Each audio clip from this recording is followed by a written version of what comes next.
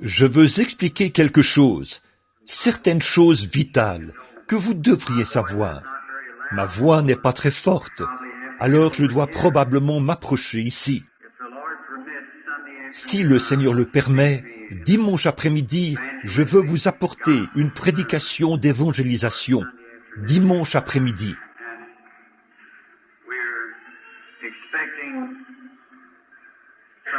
Nous nous attendons à ce que le Seigneur fasse de grandes choses pour nous cette semaine.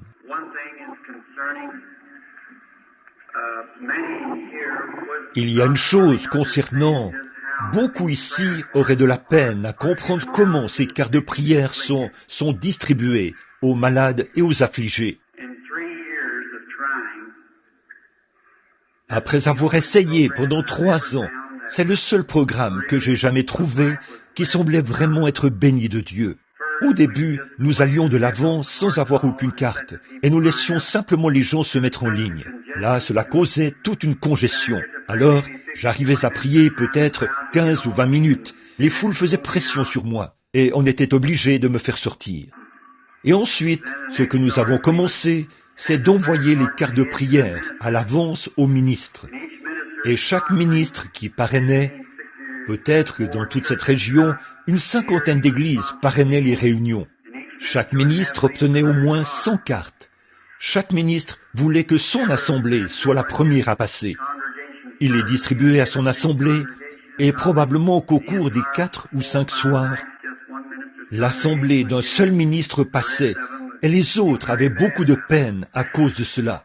Ensuite, nous avons pensé avoir les gens du coin, seulement les gens du coin dans la localité. Parfois, les gens viennent d'aussi loin que 11 ou 13 000 kilomètres pour assister aux réunions. Ce n'était pas bien. Et le seul moyen que nous avons trouvé de pouvoir, de vraiment laisser le Seigneur ouvrir la voie, c'est de prendre les cartes de prière, une 50aine, et de les distribuer aux gens. Alors personne ne sait qui passera. Il m'est arrivé de distribuer 50 cartes et pas une seule d'entre elles n'a été appelée. Je commence la réunion et l'Esprit du Seigneur me conduit directement parmi les gens, comme ça, sans même utiliser les cartes de prière. Il m'est arrivé de me tenir sur l'estrade et je commençais à parler et je n'avais plus conscience de ce qui m'entourait pendant 1 heure ou plus, alors que j'appelais la première personne et puis l'autre comme ça. Chacun a été guéri. Alors, beaucoup de gens voulaient absolument passer dans la ligne. J'ai fait cette remarque, c'est la vérité. Ça marche bien depuis 5 ans, depuis 3 ans maintenant, pardonnez-moi. Chaque personne qui vient sur cette estrade est guérie. Il n'y a jamais eu quoi que ce soit, peu importe combien elle était déformée, infirme ou affligée. Elle a toujours été guérie. Il y a eu des cas affreux, mais peut-être qu'en une soirée, j'arrivais peut-être à en passer 3, 4 ou 5. Peut-être parfois, une fois à Calgary au Canada, ils n'ont passé que 2 cas, alors que 25 000 personnes s'étaient rassemblées. 2. L'un d'eux était un garçon affligé depuis 18 ans. Sa main était repliée sur elle-même. Il était dans un fauteuil roulant. Sa mère avait mis son alliance en gage pour qu'il puisse rester. Il avait assisté à environ 7 ou 8 réunions. Il n'avait jamais pu obtenir une carte. Finalement, l'heure est venue pour lui d'être sur l'estrade. Le garçon a quitté l'estrade en marchant. Le lendemain matin, il s'est rasé pour la première fois de sa vie. Il est venu me rencontrer là-bas, sur la passerelle, quand l'avion est arrivé à Vancouver, pour me serrer la main. La petite fille était le cas suivant. La petite fille, 2 fois catholique, avait une jambe qui mesurait 10 cm de moins que l'autre. Nous avons passé environ 1 heure et quelques avec cette petite fille. Et cette même Bible, quand on l'a amenée là, en s'avançant, son corps se penchait sur le côté. J'ai posé cette Bible sur sa tête. Elle marchait aussi normalement que n'importe quel autre enfant, en faisant des allers-retours sur l'estrade. Alors que les 25 000 personnes qui étaient là regardaient. Mais ces choses, nous les racontons, c'est tout. Les personnes qui ont une carte de prière ici, je n'en connais aucune, ni qui sera la première. Nous distribuons ces cartes, puis nous commençons. Je vais essayer de vous donner une idée. Mon frère disait, j'ai distribué 50 cartes. J'entrais dans le bâtiment, je rencontrais peut-être un enfant. Je disais, sais-tu compter? Il disait, oui monsieur. Je disais, commence à compter. Peut-être qu'il comptait jusqu'à 10, 15 ou 20, puis il s'arrêtait. Là où il s'arrêtait, je commençais la ligne de prière. S'il s'arrêtait à 20, je commençais la ligne de prière par le numéro 20. Puis je continuais peut-être en ordre croissant ou décroissant. Peut-être que le lendemain soir, je comptais le nombre de personnes dans une rangée et je divisais ce nombre par 2. Et je voyais quel chiffre c'était, ou quelque chose comme ça. Ce soir, personne ne sait encore où la ligne de prière commencera. Ça pourrait être n'importe où. Parfois, cela survient au milieu des infirmes. Parfois, cela survient au milieu des malades. Je ne sais pas. Personne ne le sait. Nous distribuons simplement les cartes. Puis, pour le reste, nous laissons le Seigneur conduire. Et nous avons toujours bien réussi de cette manière. Soyez en prière. Je crois que c'est tout nouveau pour vous ici. De toutes les réunions auxquelles j'ai participé, pour un deuxième soir de réunion, c'est le groupe le plus petit que j'ai jamais eu depuis que je suis sur le champ de mission. D'habitude, le deuxième soir, dans n'importe quelle salle, ou si c'est annoncé d'une manière ou d'une autre, il y a habituellement 7, 8, 10 000 personnes le deuxième soir. Bien sûr, c'est seulement annoncé localement.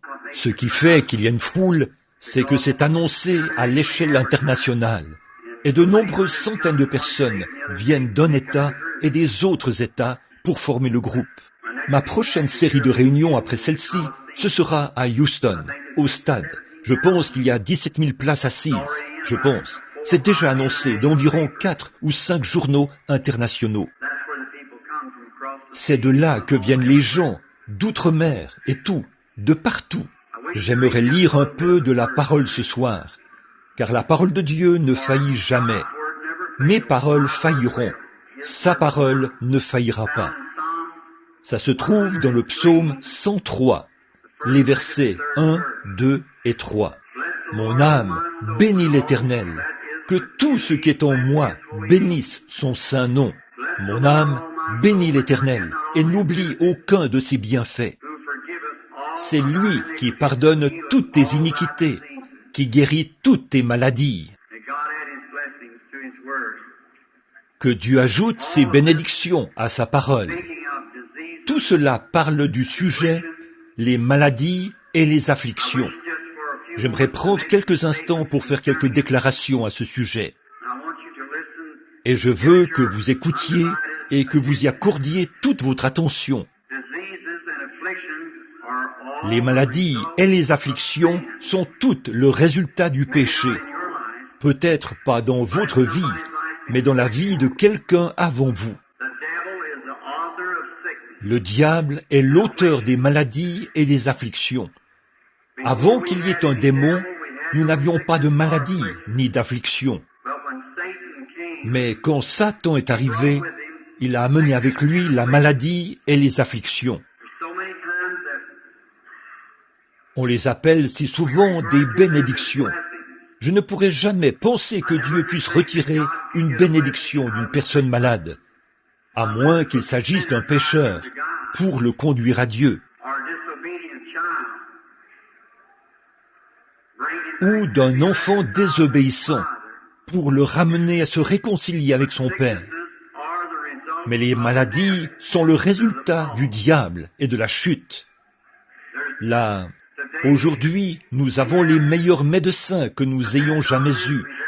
Nous avons la meilleure médecine, les meilleurs hôpitaux que nous ayons jamais eus, et plus de maladies que nous n'en avons jamais eues.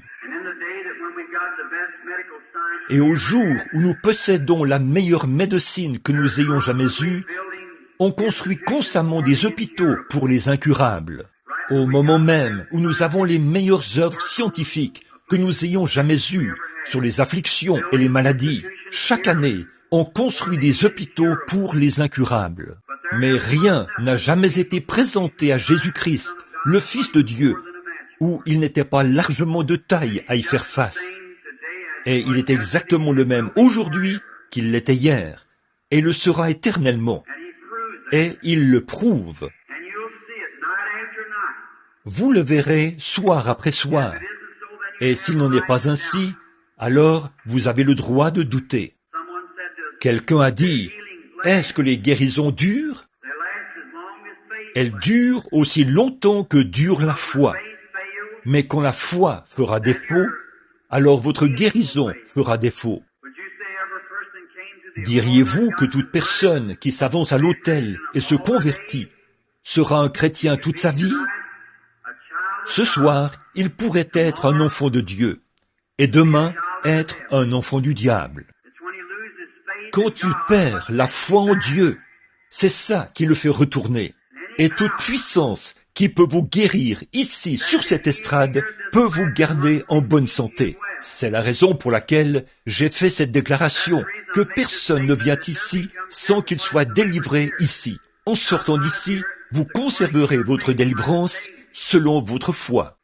J'ai vu des gens venir sur l'estrade, complètement aveugles, puis lire cette même Bible. Moins de 5 jours plus tard, ils revenaient tout aussi aveugles qu'ils l'étaient auparavant. Pourquoi avaient-ils réussi à lire ici? La puissance du diable a reconnu ce don de Dieu et il a dû partir. Ça, je sais que c'est toute une déclaration à faire, mais je sais où je me tiens et je sais en qui j'ai cru et je connais sa puissance de guérison. Quelqu'un a dit, il n'y a pas longtemps, quand j'étais à Phoenix, les lignes de prière se poursuivaient jusque dans les rues. Les gens ne pouvaient même pas entrer dans la salle. Quant à la ligne que je commençais, quelqu'un a dit, n'avez-vous pas peur, frère Branham, de vous tenir là devant toutes ces choses? En vous rendant compte qu'il y a des critiques et des journalistes et tout pour critiquer? J'ai dit, je n'ai pas peur, tant que je sens qu'il est proche. Mais si je ne pouvais pas sentir qu'il est là, je descendrais de l'estrade et je rentrerai à la maison. Aucun homme ne peut faire quoi que ce soit. Tout doit venir de Dieu. Par exemple, nous allons prendre, pour parler pendant quelques instants, du cancer. Il semble que ce soit l'un des principaux ennemis aujourd'hui. Qu'est-ce qu'un cancer? D'où cela vient-il? Tumeur, cataracte, ulcère, pneumonie, tuberculose. Tous ces noms sont des noms médicaux que la science médicale leur a donnés. La Bible déclare qu'ils sont des démons. Par exemple, le cancer. Qu'est-ce qu'un cancer? Il vient généralement d'une blessure. Toutes les choses naturelles de la terre sont un type des choses spirituelles. Tout de le naturel est un type du spirituel. Vous savez ça, la plupart d'entre vous.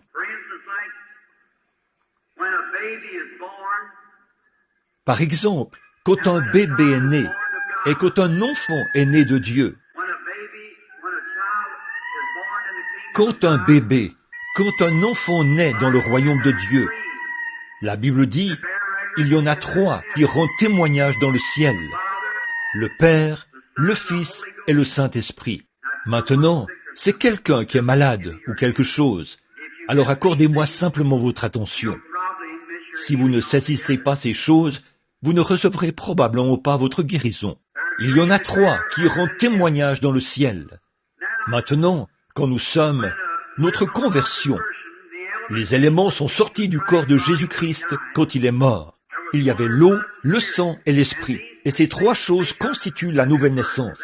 N'est-ce pas vrai, vous, les frères dans le ministère? Ces 3 éléments constituent la nouvelle naissance. L'eau, le sang et l'esprit. C'est ce qui constitue la naissance naturelle. Quand un bébé naît, quelle est la première chose? L'eau, le sang, la vie. Toutes les choses naturelles sont un type des choses spirituelles. Et un cancer, sur le plan naturel, sur le plan spirituel, c'est un démon. Le cancer est un type du charognard et de la buse. Il se nourrit de choses mortes. Le cancer vient d'une blessure. Par exemple, ma main, elle n'a aucun cancer. Elle en aura peut-être un jour. Eh bien, qu'est-ce qui cause un cancer? C'est une cellule, un germe dans mon corps rétrograde. Il subit une blessure ou quelque chose s'installe. Et à partir de ce germe ou de cette cellule, une multiplication de cellules commence. Elles se multiplient et cela forme un cancer. et ça commence à ronger le corps. Or, chaque vie et chaque parcelle de vie qui existe et provient d'un germe. Vous-même, vous provenez d'un germe de vie. Vous provenez... Une fois, vous n'étiez qu'un tout petit germe, tellement petit qu'il ne pouvait pas être vu par l'œil naturel. Vous provenez de votre père. Vous n'avez rien, pas de sang de votre mère du tout. La cellule sanguine provient du sexe masculin. Et alors, de ce germe, ça devient des cellules qui se multiplient. Et chaque chose selon son espèce. Un germe de chien produira un chien, d'un oiseau un oiseau, d'un humain un humain. Si rien ne perturbe cela, le programme de Dieu, rien ne le perturbe, cela produira un enfant parfait et normal. Et il deviendra un adulte parfait normal, si rien ne perturbe sa croissance.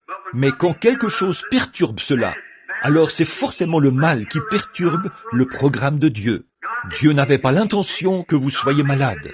Dieu vous a fait à sa ressemblance. Il veut que vous soyez en bonne santé. Il a fait tout ce qu'il peut pour vous garder en bonne santé. Et Satan est contre vous. Par conséquent, ce cancer, il commence, ou cette tumeur, quoi que ce soit, à partir d'un germe, il commence à se multiplier. Par exemple, une tumeur devient maligne, et ainsi de suite. C'est un corps, tout comme vous êtes un corps. Elle a un esprit, tout comme vous êtes esprit. Seulement, elle n'a pas d'âme. Mais elle a une vie, comme vous avez une vie. Et donc, en vous, dans votre chair, il y a deux vies. L'une, c'est vous, et l'autre, c'est un autre être, qui multiplie des cellules, ce qui développe un corps, tout comme vous vous êtes développé dans un corps. N'est-ce pas vrai? Eh bien, alors, qu'est-ce qui fait ça? Le diable. Le germe, c'est une vie. D'abord, le germe est une toute petite cellule avec une vie en elle. Et cette vie ne peut provenir que de deux sources, soit de Dieu, soit du diable. Et vous êtes venus du germe de vie par Dieu. Le cancer, la tumeur, et ainsi de suite, sont venus du germe de vie par le diable. Et il essaye de détruire votre vie. Il ronge votre sang et il agit sur vous de différentes manières. Par conséquent, je sais que ce sont des démons. Jésus-Christ les a appelés des démons. Et ce qu'il dit est la vérité. Ils sont le diable. Le diable est un tourmenteur.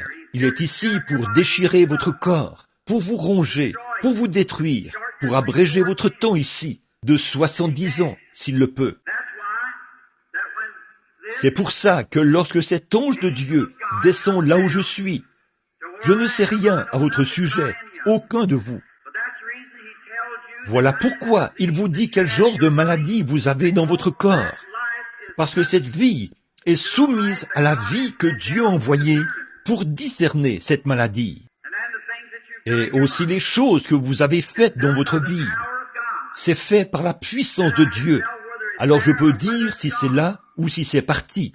Et vous pouvez le voir par les résultats physiques qui sont montrés. Vous pouvez voir le patient quand son corps devient droit et normal, que ses yeux s'ouvrent ou que ses oreilles s'ouvrent. Maintenant, qu'est-ce que c'est? Vous dites que c'est un homme, comme le petit garçon là, où je crois que certains d'entre vous étaient au tabernacle il y a quelques soirs pour le voir. Voici une photo que le Chicago Tribune a publiée de 9 personnes muettes qu'on avait envoyées là-bas. Ces gens venaient de l'établissement pour les sourds-muets. Ils étaient nés sourds-muets et l'un d'eux était sourd, muet et aveugle.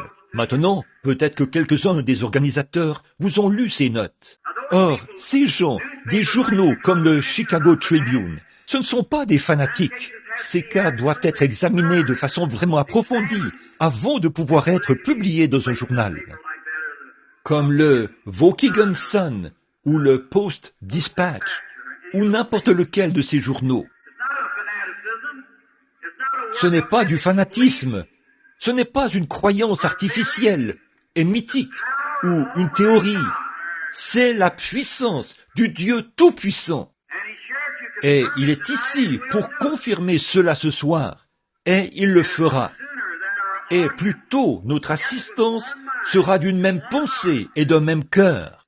Si ce groupe de gens assis ici, probablement ceux pour qui on doit prier ce soir, qui s'avanceront sur l'estrade, s'ils sont d'une même pensée et d'un même cœur, dans les 5 minutes qui suivront, pas un seul d'entre eux ne sera dans ses fauteuils roulants ou ses lits de camp. S'ils croient que ceci est la vérité, lorsqu'ils s'avanceront un à un ce soir, sur l'estrade, si chacun d'entre eux n'est pas sorti de ses fauteuils roulants, de ses lits de camp et tout, et quitte cette estrade en marchant, une personne normale, alors vous pourrez dire que j'ai tort. Et Dieu est mon point de référence, lui qui est infaillible. Vous serez guéris. Maintenant, il est ici pour tenir sa parole. Chaque parole que Dieu dit est vraie, mais vous ne devez pas la croire à moitié. Vous devez la connaître. Des gens viennent et disent « Je crois ». Ils pensent qu'ils croient. Mais si vous en trouviez 1 sur 1000 qui croient réellement, la foi est une ferme assurance des choses qu'on espère, une démonstration de celles qu'on ne voit pas. Notre corps est contrôlé par 5 sens. Combien savent que c'est vrai? Faites voir, levez la main. 5 sens, la vue, le goût, le toucher, l'odorat et l'ouïe. C'est ce qui contrôle l'homme naturel. Maintenant, il y a un autre homme à l'intérieur. C'est l'homme de foi, l'esprit. Il a 2 sens. L'un d'eux, c'est la foi. L'autre, c'est l'incrédulité. Ce qui fait le nombre parfait de Dieu, 7. Le nombre de sens que vous avez. Maintenant, la plupart d'entre vous ici ont une confiance absolue en leurs 5 sens. Maintenant, remarquez ceci un instant. Voudriez-vous venir ici un instant, Dr. Cowbell? Maintenant, je crois qu'il y a un homme debout devant moi qui porte un genre de petit complet à carreaux. Il porte des lunettes et une cravate rouge. Combien pensent que j'ai raison? Faites voir votre main. Eh bien, comment savez-vous qu'il y a un homme qui se tient là? Parce que vous le voyez, pas vrai? Or, c'est le seul moyen, le seul sens que j'ai maintenant qui m'indique qu'il y a quelqu'un qui se tient là. C'est que je le vois. La vue le déclare. Là, je ne le vois pas maintenant, mais je crois toujours qu'il est là. Bon, vous dites, voir, c'est croire. Vraiment? Je crois que le docteur Cowbell se tient là en ce moment, mais je ne le vois pas. En effet, je possède un sens individuel, en plus de la vue. Ça s'appelle le toucher, et je sens qu'il est là par le toucher. Et je sais que c'est le docteur Cowbell. Ce n'est pas le docteur Bosworth. En effet, le docteur Cowbell avait un petit testament dans sa main, et il est toujours là. Alors une fois, j'ai fait cette déclaration, et quelqu'un a fait venir une personne différente derrière moi. Mais j'ai remarqué que le docteur Cowbell avait cette petite Bible dans sa main, et c'est le docteur Cowbell. Or, le seul moyen pour moi de savoir qu'il se tient là maintenant, c'est par le sens du toucher, et je sais que c'est vrai. Mais maintenant, je ne le touche pas du tout. Ce sens-là est mort pour moi. Mais je sais qu'il est là parce que je le vois. Vous voyez ce que je veux dire? Il y a 2 sens distincts du corps qui disent qu'il est là. L'un d'eux, je le vois. L'autre, je le touche. Or, il arrive que... Restez là un instant, frère. Maintenant, j'ai un autre sens, et c'est celui de l'ouïe. Jouez la musique de quelque chose. Combien croient qu'il y a de la musique qui joue? Levez la main. La voyez-vous? Combien voient cette musique? Est-ce que vous la sentez, la goûtez, la touchez? Eh bien, comment savez-vous que c'est de la musique? Vous possédez... Qu'en serait-il si quelqu'un n'avait pas ce sens de l'ouïe maintenant, ici? Ils ne sauraient pas qu'il y a de la musique. Ce sens-là est mort pour eux. Ils ne pourraient pas l'entendre, parce qu'ils ne peuvent pas entendre. Mais vous, qui avez le sens de l'ouïe, vous savez qu'elle joue, parce que vous l'entendez. Vous ne pouvez pas la voir, vous ne pouvez pas la toucher, vous ne pouvez pas la sentir, vous ne pouvez pas la goûter, mais vous pouvez l'entendre. Or, la foi est une ferme assurance des choses qu'on espère, une démonstration de celles qu'on ne voit pas, ne goûte pas, ne touche pas, ne sent pas ou n'entend pas. Mais le sens de la foi est tout aussi réel que votre vue ou n'importe lequel de vos autres sens. Vous voyez ce que je veux dire? Vous le croyez. Il n'y a personne qui puisse vous en faire douter, parce que vous possédez ce sens qui vous dit qu'il en est ainsi. Vous diriez, cette chemise était blanche, et si je vous disais qu'elle est rouge, eh bien, vous ne le croiriez pas, parce qu'elle est blanche. Votre sens de la vue dit qu'elle est blanche. Vos yeux le disent. Eh bien, maintenant, si vous croyez, vous qui êtes ici pour qu'on prie pour vous, qui que vous soyez, si vous croyez ce soir que vous serez guéri aussi fermement que votre vue indique que la chemise est blanche, l'œuvre est accomplie maintenant même. Merci, Dr. Cowbell.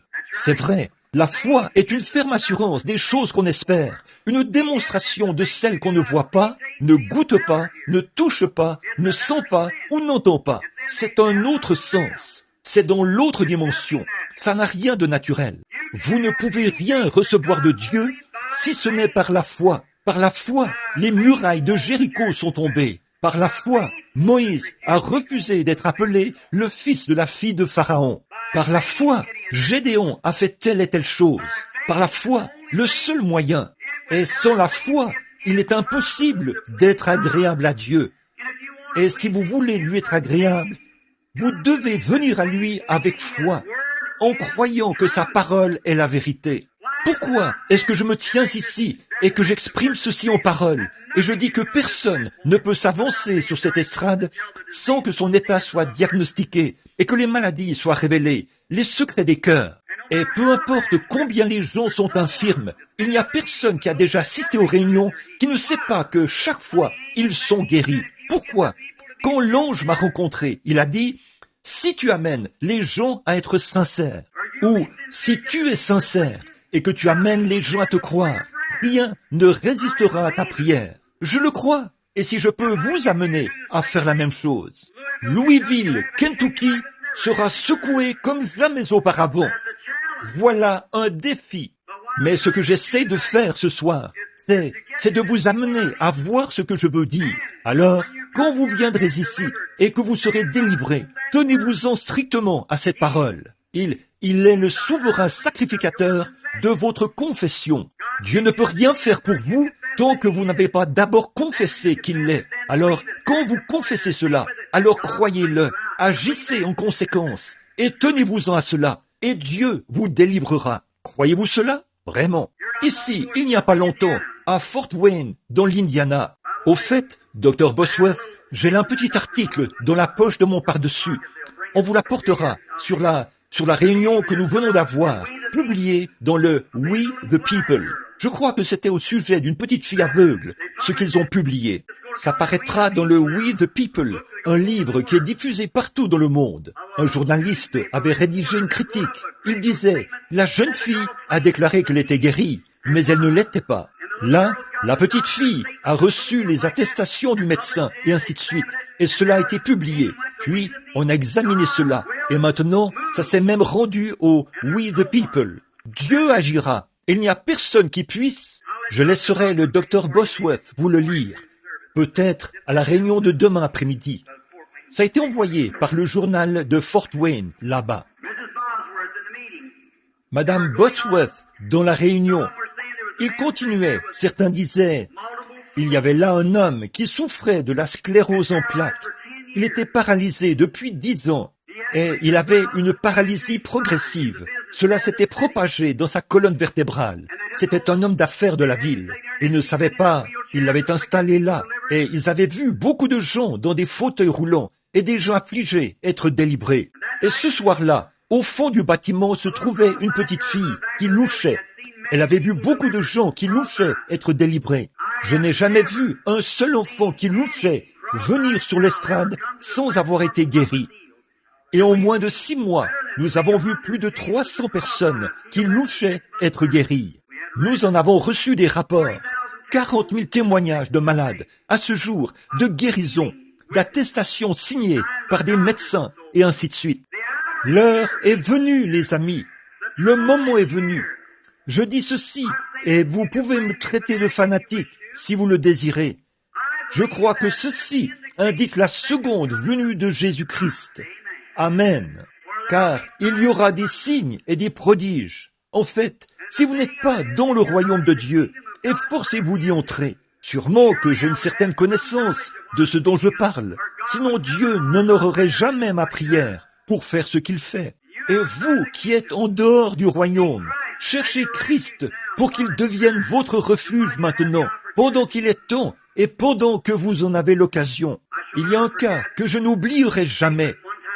Une fois, je me tenais au fait, pour finir de vous parler de la petite fille de Fort Wayne, Madame Bosworth lui a dit, elle a dit, ma chérie, elle vendait de la documentation au fond du bâtiment. Elle est arrivée là, en pleurant. Elle a dit, Madame Bosworth, c'est la femme de frère Bosworth. Elle a dit, j'ai vu tous ces gens qui louchaient être guéris. C'était une jeune femme d'environ 18 ans, qui louchait affreusement. Elle a dit, si seulement je pouvais m'avancer là et passer dans cette ligne de prière. Mais je ne peux même pas obtenir de carte.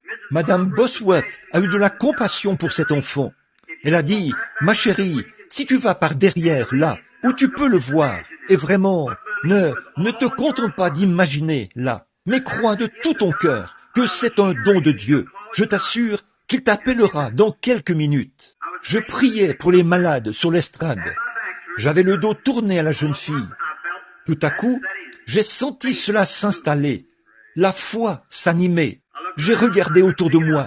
Je n'arrivais pas à discerner. Il y avait simplement trop de gens là. Ils étaient très serrés. Je savais que ça venait de cet endroit. Et j'essayais de discerner de quel genre d'esprit il s'agissait. Vous voyez, sa foi s'était élevée dans cette catégorie-là. Quand je me suis retourné, je l'ai finalement trouvée. Oh, elle était à une distance 2 fois plus grande que ce bâtiment. Et je l'ai repérée. Elle portait un manteau vert. J'ai dit, la jeune femme qui se tient là, au fond, qui louche et qui porte un manteau vert, ne craignez plus. Dieu vous a guéri. Ses yeux sont devenus parfaitement normaux. Ce n'est qu'un des milliers de cas qui sont arrivés de cette façon. Maintenant, si nous pouvons avoir une réunion, si vous pouvez vous réunir et rejeter simplement ce que vous pensez être ceci, cela. Rejetez tout simplement cela. Ne venez pas en tant que spectateur. Venez en croyant et voyez si ces mêmes choses n'arrivent pas ici même dans le bâtiment. La première fois que j'ai rencontré le Dr Bosworth ici, c'était à Miami. Nous tenions des réunions. Dr Bosworth, de renommée internationale, a 40 ans d'expérience dans l'enseignement de la guérison divine. Il pensait qu'un jour, Dieu enverrait le don à l'Église. Et alors, quand il a appris que j'étais là-bas, il s'est dit, eh bien, voilà encore quelqu'un qui prêche la guérison divine. Il est venu à la réunion un soir. Et quand il est venu à la réunion, nous avions ce qu'ils appellent une ligne rapide. Des milliers de personnes étaient debout. Cet après-midi-là, 2 petits garçons sur WBAY, une station de radio, ont été interviewés. Ils sont nés aveugles. Ils avaient tous les 2 recouvré la vue. Et ils les ont fait venir là-bas, à la station de radio, pour les interviewer. Alors, frère Bosworth est venu à la réunion. Et il s'est trouvé que, lorsque la ligne rapide a commencé, plusieurs milliers de personnes devaient passer dans la ligne ce soir-là. On a simplement imposé les mains à ceux qui passaient, 4 de front. On a fait entrer une petite fille dans la ligne. Je n'oublierai jamais cet enfant. Elle était une petite chose toute mignonne. C'était une petite fille aux cheveux blonds. Elle n'avait qu'une petite dent. Et elle avait une nouvelle manucure dans les cheveux, ou le nom que vous donnez à ces choses que les femmes mettent dans leurs cheveux. On l'a fait entrer. Elle portait un appareil orthopédique sur sa petite taille ici. Et on l'a amenée et fait passer dans la ligne. Et je lui ai imposé les mains. Elle est descendue de l'estrade et on l'a remise dans la ligne. Eh bien, la pauvre petite. Et elle a continué à avancer. Et puis quelqu'un l'a amenée pour passer dans la ligne. Et on lui a imposé les mains. Et pendant qu'elle repassait, elle a levé les yeux avec ce genre de petit sourire aux lèvres, vous savez. Et cette petite dent qu'on pouvait voir. Et quelque chose a simplement dit, arrête l'enfant. J'ai dit, ma chérie, j'ai vu qu'elle n'avait pas la foi pour être guérie à ce moment-là. Mais voyez-vous, c'est à ça que sert le don. Ici, sur l'estrade, vous remarquez comment lui, parfois, vous devez travailler. Les gens disent, oh, je crois, frère Branham. Mais voici qu'ils sont ici en bas. Et c'est ici qu'ils devraient être, ici en haut. Eh bien, alors, le fait de dire leur maladie, les secrets de leur cœur, cela fait monter la foi jusqu'à ce que j'arrive à amener la personne à me croire. C'est ce qu'il a dit. Si tu amènes les gens à te croire, sois sincère quand tu pries, alors aucun démon ne pourra rester là. Il doit connaître le maître. Alors, et je sais qu'il m'a dit ça. Et quand je peux amener ce patient à un point tel que sa foi s'élève jusque-là. C'est ce qui me donne une foi parfaite. Je n'ai jamais vu cela faillir, et ça ne faillira jamais. Ça ne peut pas faillir. Et alors, quand la petite fille, on l'a amenée et fait passer dans la ligne, j'ai dit, ma chérie, tiens-toi juste derrière moi. Et elle s'est tenue là, derrière. On la tenait. Elle s'est accrochée au pont de mon veston. J'ai dit, prie, ma chérie. Et elle a baissé sa petite tête. Elle priait. Et frère Bosworth était assis, en train d'absorber tout cela, encore un peu sceptique. Et il observait, parce qu'il était là-bas. Il regardait la fin de la réunion qui se déroulait. Et c'était le dernier soir des réunions, je crois. Et elle tenait mon veston. Et j'ai simplement continué à prier. J'avais oublié l'enfant. Je me suis encore retourné. J'ai dit, ma chérie, continue à prier. Comme ça. Et au bout d'un moment, j'ai commencé à sentir que la foi commençait à s'installer. Comme un cœur qui bat, qui fait pom, pom, pom. Et quand ça s'est mis à agir comme ça, je me suis tourné vers elle. J'ai dit, maintenant, ma chérie, je lui ai imposé les mains et j'ai demandé au Seigneur Jésus. J'ai dit à la mère, j'ai dit, maintenant, enlevez-lui son appareil orthopédique. Elle a dit, mais frère Branham, je vous le dis, J'ai dit, ne doutez pas de ça, madame. Faites ce qui vous a été dit. Elle s'est approchée et a enlevé l'appareil orthopédique de l'enfant. La voici qui est redescendue en tenant ce très grand appareil orthopédique pour le montrer aux gens. Comme ça, elle était parfaitement normale, aussi normale qu'elle pouvait l'être. Ses petites jambes, n'est-ce pas, Dr. Bosworth? Et j'ai continué cette réunion. Pendant quelques instants, j'ai continué. Oh, c'était à une distance 2 fois plus grande, ou peut-être plus, que ce bâtiment, sous le grand chapiteau de cirque, où les gens se tenaient, jusque-là, au bord de la grande route, là-bas, au Princess Gardens. Alors, à l'arrière, je ne cessais. J'ai senti quelque chose s'installer, qui a commencé à faire encore. Je savais que c'était la foi. Je ne pouvais pas dire exactement d'où ça venait. Je me retournais continuellement pour regarder, mais les gens passaient si vite. Ils pleuraient, ils essayaient de me toucher et tout. Au bout d'un moment, je les repérais, tout au fond, vers l'arrière. Un homme vêtu d'une chemise blanche. J'y attendu pour savoir quel genre d'esprit l'avait lié. L'homme était infirme.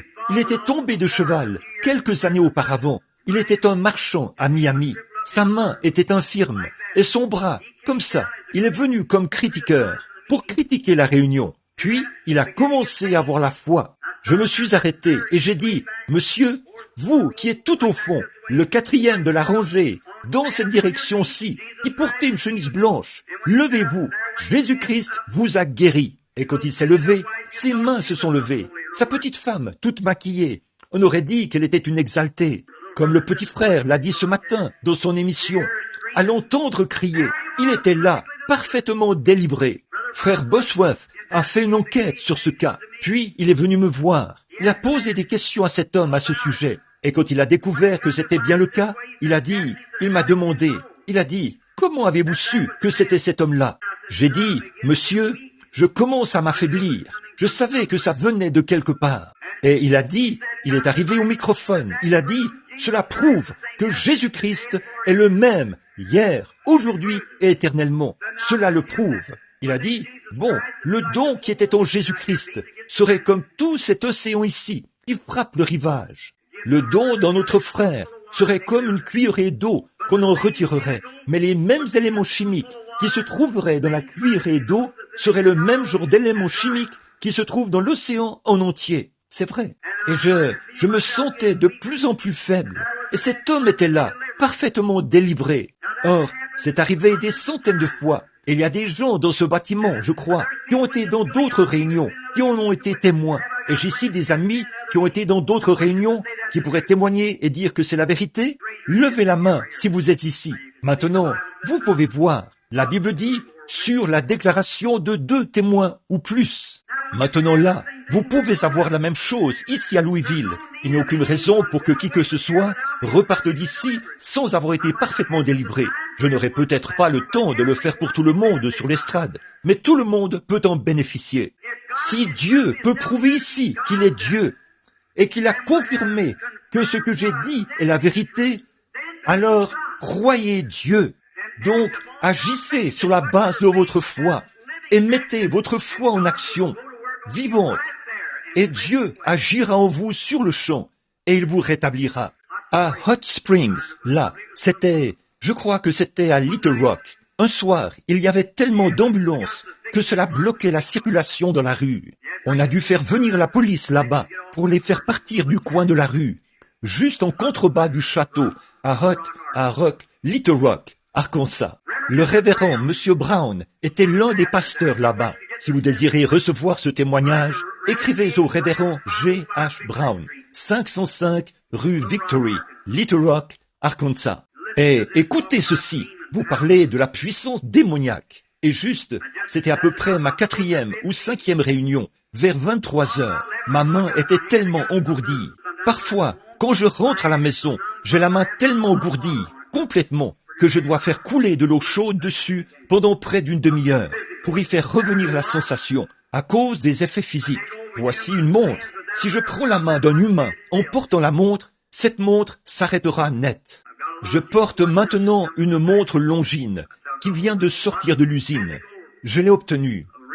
Quelle réaction physique ou quel effet mécanique cela produit sur la montre, je ne sais pas. Mais Monsieur Brown a dit, « Descendez au sous-sol, frère Branham, de la salle. » Il a dit, « J'ai un cas ici. Vous n'avez jamais rien vu de semblable. » Eh bien, je suis descendu pendant que je me reposais. J'ai vu des choses horribles à voir, mais je n'ai jamais rien vu de semblable. Je suis allé dans des asiles où des jeunes filles utilisaient les bassins hygiéniques, des traces souillées sur leur visage. Elles étaient aliénées. J'ai vu des choses horribles, mais jamais rien de semblable. Allongée sur le sol, il y avait une femme d'une 30aine d'années, 35 ans, d'apparence robuste. Et ses jambes étaient levées vers le haut comme ceci. Elle saignait. Un homme se tenait sur les marches, un brave frère de l'Arkansas, vêtu d'une salopette et d'une chemise bleue. Et mes amis, je vous le dis, parfois les meilleurs cœurs battent là-dessous. C'est vrai, je le crois. Je n'aime pas quelque chose de fabriqué. J'aime les véritables hommes et femmes à l'ancienne mode. C'est vrai, sauvés par Dieu, nés 2 fois. Et il était là, vêtu de ses vieux vêtements délavés. J'ai dit, je suis descendu. J'ai dit, bonsoir. Et il a dit, bonsoir. Êtes-vous frère Branham? J'ai dit, oui monsieur. Il a dit, c'est ce que je pensais. Le système de sonorisation transmettait aussi le service là, en bas. Il y avait un groupe d'aliénés d'un côté. Mais il ne pouvait garder cette femme avec personne. Il avait fallu environ 8 ou 10 hommes pour la faire entrer. On ne pouvait pas l'amener en ambulance. On ne voulait pas la mettre dans une ambulance. Alors, ils ont envoyé quelqu'un là-bas, dans une voiture, et elle a brisé toutes les vitres de la voiture en donnant des coups de pied. Et ces hommes qui essayaient de la retenir dans la voiture. Voilà qu'elle était là, couchée sur le dos. Le médecin lui avait fait des piqûres. Son retour d'âge prématuré l'avait amenée dans cet état. Voilà qu'elle était là, couchée sur le dos.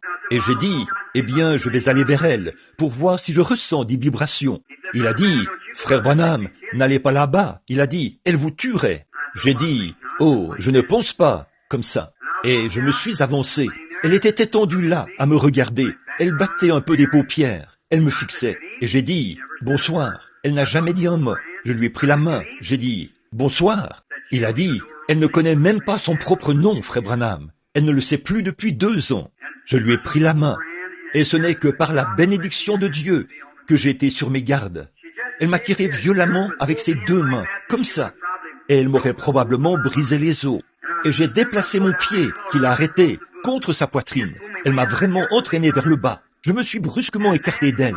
Et alors, quand je me suis enfui d'elle pour regagner les marches, j'ai vu un spectacle que je n'avais jamais vu auparavant. Cette femme, avec ses 2 membres levés dans les airs, comme ceci, elle s'est mise à me poursuivre sur le dos, comme un serpent. On pouvait l'entendre ramper sur le sol, comme ça. Ça, c'est le diable. Vous pouvez dire ce que vous voulez, mais cette femme était liée par le diable. Elle est venue vers moi sur son dos, comme un serpent. Elle s'est avancée là, et elle a heurté le plancher, le côté, comme ça. Elle s'est retournée. Elle a appuyé ses grands membres solides contre, a donné un coup de pied comme ça. Il y avait là un banc. Elle l'a frappé avec sa tête. Le sang a coulé du côté de sa tête. Et un morceau en a été arraché par le cou. Elle l'a saisi dans sa main, l'a lancé vers son mari, et cela a frappé le mur. Et le plâtre est tombé du mur, là où elle l'a frappé, avec une telle force. Paul a lié. 20 fois sa force, probablement. Et là, cette grande, en tout cas, c'était une femme forte et de bonne taille. Et là, elle s'est mise à faire un bruit très bizarre. Elle faisait comme ça. Je l'ai regardée et je me suis dit, eh bien, je n'ai jamais rien vu. Que Dieu ait pitié d'un pauvre être humain lié comme ça. Et l'homme s'est mis à pleurer. Il s'est approché. Il a mis ses mains autour de moi, ses bras autour de moi. Il a dit, frère Branham, maintenant vous dites qu'il n'y a pas de vibration. Il a dit, je ne sais pas ce que je vais faire. Il s'est effondré. Il s'est mis à pleurer. Il a dit, elle a 5 jeunes enfants à la maison. Et il a dit, elle était une bonne femme. Il a dit, elle a hercé ses vieilles mottes de terre et m'a aidé à cultiver le coton. Et il a dit, quand elle est tombée malade, a-t-il dit, j'ai fait tout ce que j'ai pu. J'ai vendu ma ferme. Et il a dit, pour pouvoir l'amener ici, frère Branham, il ne me restait qu'une chose, une paire de mulets. Et je les ai vendus pour que le frère puisse la conduire à une distance de 320 km pour l'amener ici. Et maintenant, elle a brisé les vitres de la voiture en donnant des coups de pied. Voilà pourquoi ses jambes saignent. Il a dit, elle est sur le dos depuis 2 ans. Elle ne s'est jamais relevée. Et elle ne connaît même pas son propre nom. J'ai dit, eh bien, frère, bien sûr, Dieu peut la guérir. Et à peu près à ce moment-là, elle s'est retournée. Elle a dit, William Branham, tu n'as rien à voir avec moi. Je l'ai amenée ici. Il a dit, eh bien. J'ai dit, ce n'est pas elle. C'est ce démon qui parle à travers elle. C'est vrai, les démons reconnaissent. Ils savent. Il a dit, eh bien, frère Branham, c'est la première parole qu'elle a prononcée depuis 2 ans. J'ai dit, le démon ne fait que se servir de ses lèvres, exactement comme dans le cas de Légion. Elle s'est avancée vers moi en rampant. Elle a dit, tu n'as rien à voir avec moi, en rampant comme ça. J'ai dit, frère, croyez-vous l'histoire que vous m'avez entendu raconter au sujet de la venue de cet ange? Il a dit, de tout mon cœur, a-t-il dit, en me serrant dans ses bras. Je suis allé vers la marche du coin et j'ai prié le Seigneur Jésus de tout mon cœur. J'ai dit, oh Dieu, regarde cette pauvre femme, 5 petits-enfants innocents à la maison, sans mère, un enfant à la mamelle. J'ai dit, qu'est-ce qui peut arriver? Oh Dieu, aie pitié. Et l'Esprit du Seigneur est venu et j'ai demandé au diable de quitter cette femme. Je me suis retourné, j'ai dit, maintenant, le croyez-vous? Il a dit, de tout mon cœur. Que dois-je faire d'elle, frère Branham? J'ai dit, ramenez-la directement au sanatorium. J'ai dit, si vous ne doutez d'aucune des choses que je vous ai dites, regardez bien ce qui arrivera. 2 mois plus tard, j'étais à Jonesboro, dans l'Arkansas, où beaucoup de choses se passaient. Quelques 28 000 personnes s'étaient rassemblées dans la ville. Et lorsque je parlais, j'ai vu une femme qui poussait ou qui me faisait signe de la main. Elle a dit, ne me reconnaissez-vous pas, frère Branham? J'ai dit, non, madame. Elle était là, comme ça, et tout le monde. Elle a dit, vous tous, excusez-moi, tout le monde. Elle a dit, je voulais juste vous voir. Et j'ai vu quelqu'un qui riait. C'était son mari. Voilà qu'elle était là, tout à fait normale et saine d'esprit. Avec ses 5 petits-enfants, aussi parfaite qu'elle pouvait l'être. Il l'avait ramenée. Elle n'avait pas donné un seul coup de pied dans la voiture au retour. Ils l'ont remise dans la cellule capitonnée. Le 2e matin, ils sont entrés pour la nourrir et elle était assise. Et le 4e, le 3e ou le 4e matin, ils l'ont laissée partir en tant que personne en bonne santé et l'ont renvoyée chez elle auprès de ses enfants. Jésus-Christ est le même hier, aujourd'hui et éternellement. Regardez, mes amis, les démons reconnaissent la puissance de Dieu, parfois avant que les ministres et les chrétiens la reconnaissent. Le saviez-vous? Bien des fois, lisez la Bible. Quand le sacrificateur l'a dit, « Oh, il est Belzébul », le démon a dit, « Nous savons qui tu es, le Fils de Dieu, le Saint d'Israël. » Pas vrai? Vous vous souvenez, quand Paul et Silas, quand les ministres ont dit qu'ils étaient des imposteurs, ce petit diseur de bonne aventure a dit qu'ils étaient des hommes de Dieu, qui avaient le chemin de la vie. Si je ne me trompe pas, le révérend Hooper de Phoenix en Arizona, qui est assis à l'arrière du bâtiment, il a pu vérifier ce témoignage. N'étiez-vous pas là ce soir-là, révérend Hooper? Voici un homme qui était là quand c'est arrivé. Écrivez au révérend G.H. Brown, 505 rue Victory, Little Rock, Arkansas, et demandez-lui le témoignage, qu'il vous envoie, que le sanatorium en témoigne. C'est un cas parmi des milliers. Juste une fois de plus. Le lendemain, l'ange du Seigneur est entré dans le bâtiment. Ensuite, je commencerai la ligne de prière. J'étais à El Dorado. Je dois être là-bas, à l'hippodrome, environ 2 soirs. Dès que je partirai d'ici, je vais à Shreveport, puis à El Dorado, et ainsi de suite. J'étais dans une petite église. Ils ont dit, si vous venez prêcher dans cette église, des milliers de personnes avaient envahi la ville. Et le journaliste s'était converti. Ce rapport, le tenancier de l'hôtel, les deux en même temps. Ils voulaient savoir comment trouver Jésus. Ils étaient des membres d'église depuis des années, mais quand ils ont vu l'œuvre de Dieu, ce que Dieu était en train d'accomplir au milieu de son peuple, on m'avait installé dans une petite chambre, et j'étais là-bas pour prêcher. Quand je suis sorti, 4 hommes m'entouraient. Nous sommes sortis par la porte, et là, sous la pluie, il y avait des gens qui tenaient une toile au-dessus de leur bien-aimé et tout, sur une distance de plusieurs pâtés de maison. Les gens attendaient, aucun endroit où loger. Non, il n'y avait pas de place disponible nulle part, ni dans les maisons privées. Ils avaient posé des journaux par terre, ils tenaient des toiles. Quand une averse tombait, il y avait des petits-enfants infirmes, et ils attendaient leur tour pour essayer d'aller dans la ligne de prière. Je vous le dis, frère, ce sont des gens qui aiment Dieu. C'est vrai, je n'oublierai jamais. Il y a tellement de choses phénoménales, de choses mystiques qui sont arrivées tout au long. En sortant du bâtiment, j'ai vu les gens pleurer. Ils se pressaient en foule. Ils essayaient de se rendre jusqu'à l'endroit où il était. Comme ça, on avait fait un passage pour se rendre à la voiture. J'entendais continuellement quelqu'un crier « Miséricorde! Miséricorde! Miséricorde !» Et j'ai regardé autour de moi. Je pouvais l'entendre quelque part. C'était comme s'il y avait quelque chose qui sautait dans mon cœur. J'ai regardé. Se tenant là, d'un côté, en Arkansas, il y a une loi. Les gens de couleur et les blancs ne peuvent pas être ensemble. Debout d'un côté, se tenait un homme de couleur, une petite casquette à la main. Il se tenait là, sous la pluie. La pluie lui frappait le visage. Sa femme criait « Miséricorde! Miséricorde! Miséricorde !» J'ai pensé au vieil aveugle Bartimée. Et j'ai continué à avancer.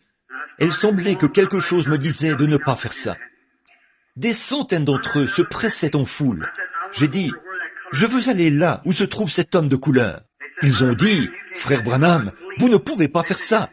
2 d'entre eux étaient des policiers. Ils ont dit, vous allez déclencher une émeute raciale tout de suite. Ils ont dit, vous ne pouvez pas faire ça. J'ai dit, mais le Seigneur me dit d'aller là où il est. Et je me suis frayé un chemin pour aller là-bas. Ils ont formé un petit cercle, et j'ai entendu la femme dire, alors que je m'approchais, la vieille femme, elle a dit, « Voici le pasteur, il arrive, chérie. » Oh là là, je me suis rapproché de l'endroit où il était. Il a dit, « Est-ce vous, pasteur Branham ?» J'ai dit, « Oui, monsieur. » Il s'est mis à palper mon visage avec sa main. Il a dit, « Pasteur, avez-vous juste 1 minute pour écouter mon histoire ?» J'ai dit, « Oui, monsieur. » Il a dit, « Pasteur, a-t-il dit, ma vieille maman était une bonne femme religieuse. » Il a dit, de toute sa vie, elle ne m'a jamais dit un mensonge. Il a dit, elle est morte depuis une 10aine d'années. Il a dit, je n'ai même jamais entendu parler de vous de toute ma vie. Il a dit, j'habite à environ 160 kilomètres d'ici. Et il a dit, hier soir, il a dit, je suis aveugle depuis bien des années.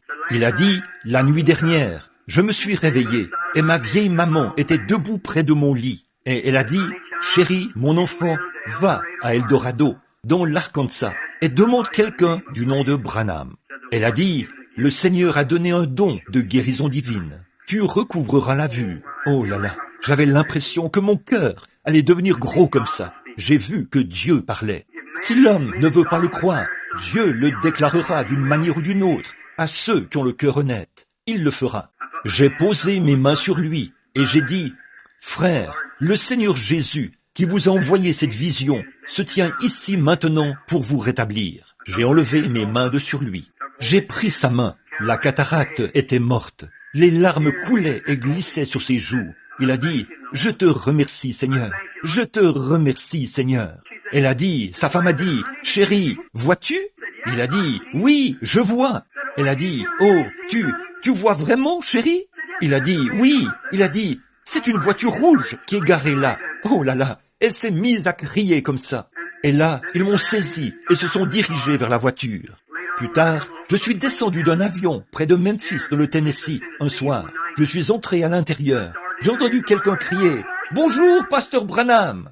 Je suis allé là. Et qui était-ce? Il était là, normal. Il pouvait lire sa Bible ou n'importe quoi. Je me suis dit « Grâce étonnante, qu'il est doux le son qui sauverait un misérable. » Il est encore le même ce soir qu'il l'était à ce moment-là. Il est ici, mes amis. La seule chose que je vous demande de faire, c'est de croire que je vous ai dit la vérité et regardez bien la puissance du Dieu Tout-Puissant accomplir ce que je dis. Si elle ne l'accomplit pas, alors dites que Frère Branham est un faux prophète. Si elle l'accomplit, alors croyez Dieu pour le témoignage qu'il a rendu. Pouvons-nous courber la tête?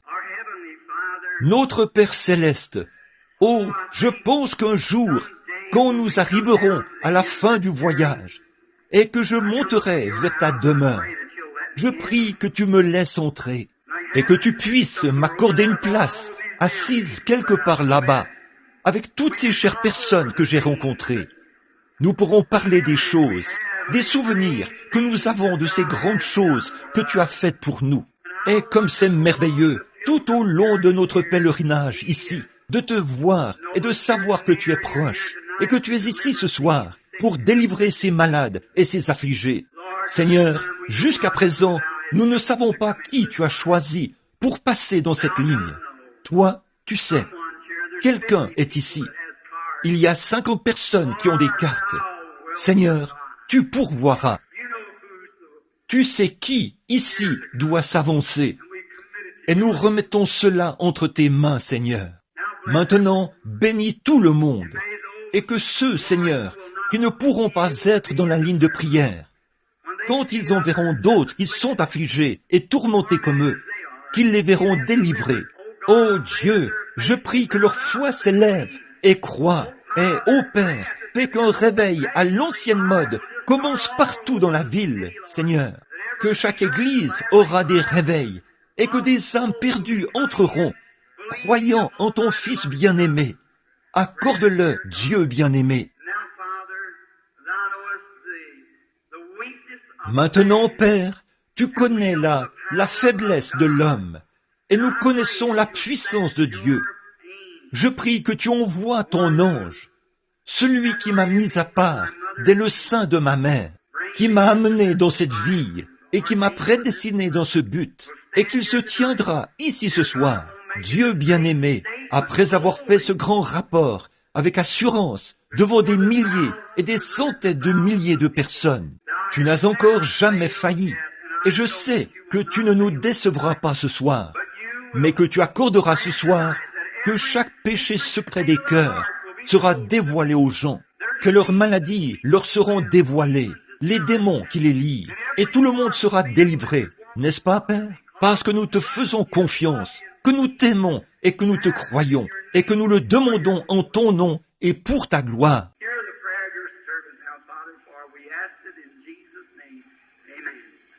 Entends la prière de ton serviteur maintenant, Père, car nous le demandons au nom de Jésus. Amen. Très bien. L'organisateur de la ligne de prière maintenant.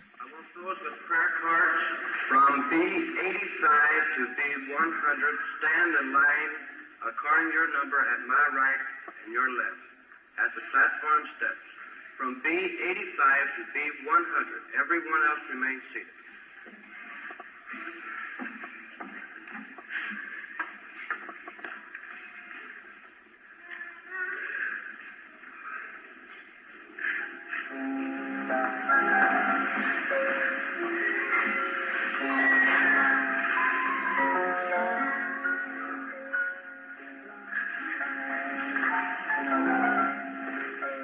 Je pourrais dire, pendant qu'il est en train de former les lignes, tout le monde ici connaît le... Nous essayons de dire ceci, que vous devez être respectueux. Nous ne serons pas responsables. Je dois dire ceci selon la loi, chaque soir. Je ne suis pas responsable des critiqueurs présents dans la réunion. Ces choses vont d'une personne à l'autre, particulièrement l'épilepsie, et ainsi de suite, comme ça. J'ai vu des gens venir à la réunion en parfaite santé et vu un handicapé moteur là. Cette personne handicapée est sortie normale et le critiqueur est sorti infirme. Une fois, j'ai vu venir 28 personnes. Elles ont attrapé l'épilepsie et sont tombées par terre. Ces puissances démoniaques trouveront un endroit où aller. Et mes amis, c'est la Bible. Combien savent que c'est une doctrine biblique? Faites voir votre main. C'est simplement l'Église du Nouveau Testament en action. N'est-ce pas, mes amis? La puissance du Dieu Tout-Puissant pour délivrer. Et pendant qu'ils mettent les gens en ligne, je pense que ceux qui sont dans les fauteuils roulants, ils aimeraient que vous restiez tranquilles. Ils viendront vous chercher quand on arrivera à votre numéro de carte. Ils vous appelleront. Maintenant, je veux que tout le monde se souvienne de ceci. Vous êtes toujours les bienvenus aux réunions, tout le monde. Mais quand je vous demande de courber la tête, vous devez courber la tête. Et alors, quand ne levez pas la tête, tant que vous ne m'aurez pas entendu dire dans ce microphone, ou frère Bosworth ici, de lever la tête. Si vous levez la tête avant, je ne serai pas responsable de ce qui arrivera. Monsieur Hooper, qui est assis tout près, il était à... J'aime voir quelqu'un comme ça. Il a été dans d'autres réunions. Il était à Phoenix, en Arizona, avec nous, où l'un des responsables de la ville était venu à la réunion. Il a dit, eh bien, ça, c'est un bon exemple de psychologie, a-t-il dit. Je vais juste... Il n'y a rien de vrai là-dedans. Je continuais à sentir quelque chose qui venait de cet homme. Il était assis à l'arrière, à ma droite. J'ai dit, il y a quelqu'un à ma droite qui a la tête levée. Il ne voulait pas garder la tête baissée. L'un des huissiers lui a dit, gardez la tête baissée. C'était un responsable de la ville. Alors il a dit, je n'ai pas à le faire. Alors, très bien. Alors le huissier est venu me dire ce qui était arrivé. J'avais un petit enfant là, et il avait une pince à linge enveloppée d'un chiffon. Il avait eu une crise d'épilepsie. Il était en train d'en avoir une juste là, sur l'estrade. Parfois, quand un épileptique se présente, ça provoque des crises chez lui. Et j'ai dit, très bien monsieur, je vous l'ai demandé, c'est tout ce que je peux faire. J'ai prié, j'ai dit, oh Dieu, ne permets pas que cet enfant innocent souffre à cause de cet enfant, à cause de cet homme, de sa désobéissance. Cette chose a quitté l'enfant. L'homme a simplement souri et est parti. Environ 2 jours plus tard, il est venu, il a commencé à avoir une drôle de sensation. Il a dit, oh, c'est juste moi qui pense ça, c'est tout. Il a dit, c'est juste mon imagination. C'est en train d'avoir le dessus sur moi. Il essayait de s'en sortir. Environ 1 jour plus tard, les policiers l'ont ramassé en ville. Il tournait en rond et en rond. Environ 6 semaines plus tard, il est venu. Je tenais un service chez Charles Fuller, avec Charles Fuller, là-bas à Long Beach. Si certains d'entre vous étaient là, vous savez combien de personnes étaient présentes. Il y en avait littéralement des milliers là-bas, tout le long de la plage. Alors il n'est pas arrivé à entrer dans le bâtiment. Il est allé à Los Angeles. Il n'est pas arrivé à entrer. Et finalement, à Modesto, sa femme, par un soir pluvieux, était tombée sur le sentier. La barbe avait poussé sur son visage. Il avait l'air horrible, hideux, et il était là. Elle a dit, « Frère Branham, il faut faire quelque chose. » Elle a dit, « Il ne veut même pas manger. Nous n'arrivons même pas à lui faire prendre de l'eau. » Oh, il avait l'air horrible, assis là, regardant dans le vide.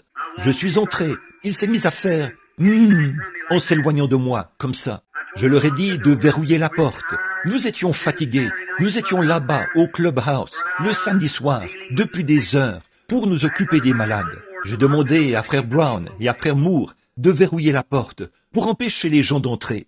Sa femme était couverte de boue après être tombée sur le sentier et elle s'accrochait à la jambe de mon pantalon. Je ne pouvais même pas bouger. Il ne pouvait pas me dégager car elle s'accrochait pour que j'aille vers son mari. Environ 45 minutes plus tard, la chose a quitté cet homme. Il m'a entouré de ses bras et m'a serré dans ses bras. Il a mis son chapeau sur sa tête comme ça, il m'a serré la main. Il est rentré à la maison, un homme en bonne santé. Je vous le dis, mes amis, si j'étais un critiqueur, je ne resterais même pas là où ces choses arrivent. Je suis ici pour vous aider et non pour vous faire obstacle. Eh bien, maintenant, souvenez-vous de cela. Si vous gardez la tête baissée et si quelque chose arrive, alors j'en suis responsable. Maintenant, vous ne pouvez pas faire semblant, parce que je le saurai quand vous viendrez ici. Mais maintenant, soyez respectueux Soyez en prière. Quand je vous demande de baisser la tête, gardez la tête baissée. Vous l'avez fait hier soir. C'était vraiment très bien. Et si vous faites la même chose ce soir, tout ira bien. Êtes-vous préparé les lignes de prière? Pouvons-nous maintenant courber la tête juste un instant?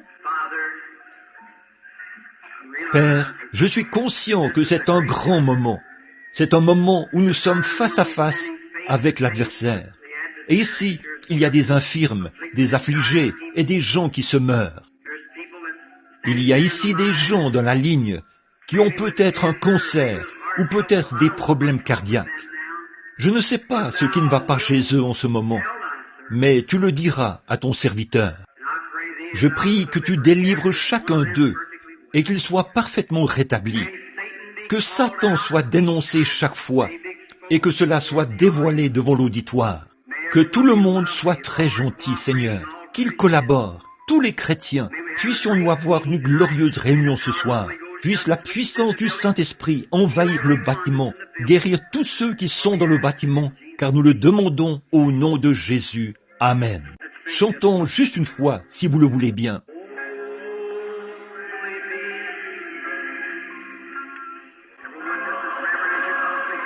Que tout le monde soit aussi respectueux que possible.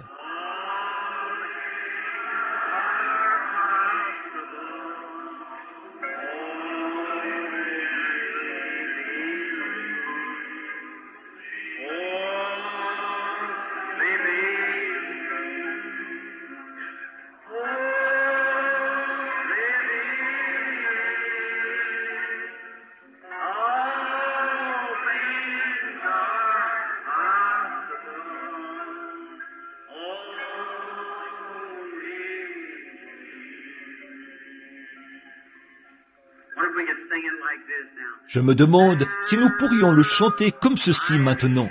Combien y croient? Levez la main pendant que vous le chantez.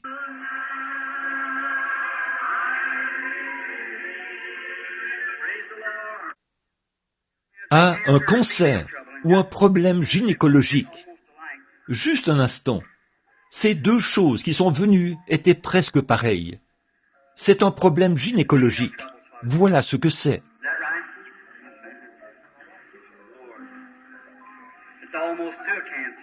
Pas vrai? Oui, certainement. Mais c'est presque un cancer. Voilà ce que c'est. La vie n'a pas été facile pour vous, n'est-ce pas? Non, vous avez eu beaucoup d'ennuis.